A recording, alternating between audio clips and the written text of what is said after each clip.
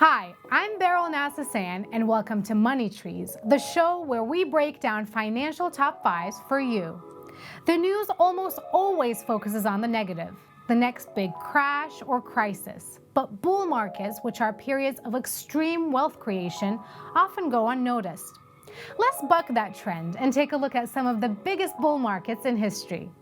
Let's start with number 5, when in 1942 to 1946, there was a 158% gain in the S&P 500. This huge stock market rally started on April 28, 1942, 5 months after Pearl Harbor. Things looked grim. The Japanese were sweeping Asia, and the Nazis were deep into Russia fighting a war of annihilation. That day saw a fresh low in the S&P 500, even lower than in 1935. However, things turned around swiftly.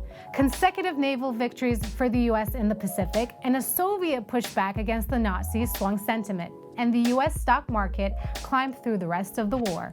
It peaked in 1946 at more than double its April 1942 value. Up next, at number 4, we have the period between 1982 and 1987, which saw a 229% gain in the S&P 500. In 1982, the U.S. economy was gripped by the second of back-to-back recessions. Unemployment had hit a post-depression high of 10.8%, and the Fed had to raise rates to 21.5% in an effort to instigate inflation. Savings and loan institutions began to falter as their high-risk loans turned sour, and on August 12th, the S&P 500 dipped to 102.42. This marked the low, and from that point onwards, inflation and unemployment started to fall. In 1984, President Reagan cruised to re-election. By 1987, the stock market had tripled, and investors who were brave enough to venture into the market when it was trading at lows were rewarded heavily. At number 3, we have 1949 to 1956, when the S&P 500 returned 266%. The Cold War was in full swing, leaving little to celebrate in June 1949. Communists had taken power in China, Korea was at a stalemate, Berlin was under blockade, and the Soviets had just tested an atomic bomb. The S&P 500 made a low at 13.55, but then began an improbable turnaround. President Eisenhower took office and the S&P topped its 1929 peak, more than tripling in value in 7 years.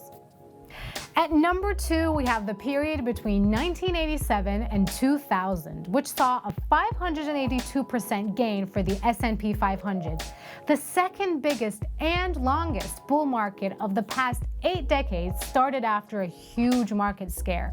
October 19, 1987, or Black Monday, saw the S&P 500 fall a whopping 20% over concerns about federal tax policy and interest rate hikes.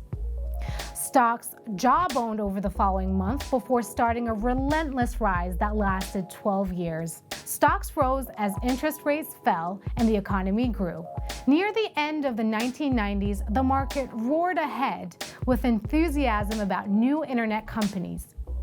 And finally, at number 1, we have 2009 to the present day. The past decade and a bit has proved the longest bull market ever, which has seen close to 500% returns in the S&P 500. Over 10 years after the financial crisis bottom, the market continues to rally with momentum.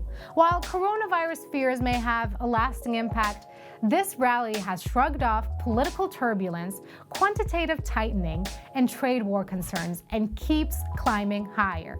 The Federal Reserve instituted 3 rounds of easing during and after the financial crisis to lower long-term rates and encourage the flow of money into risk assets like stocks and corporate bonds. The unprecedented monetary stimulus, which included a quantitative easing program some called money printing, helped goose a slowing economy and revive the financial markets. President Trump has also put pressure on the Fed not to raise the rates, and his tax cuts and manufacturing policies brought a surge of confidence into the American economy. That's all we have time for this week, but see you next time.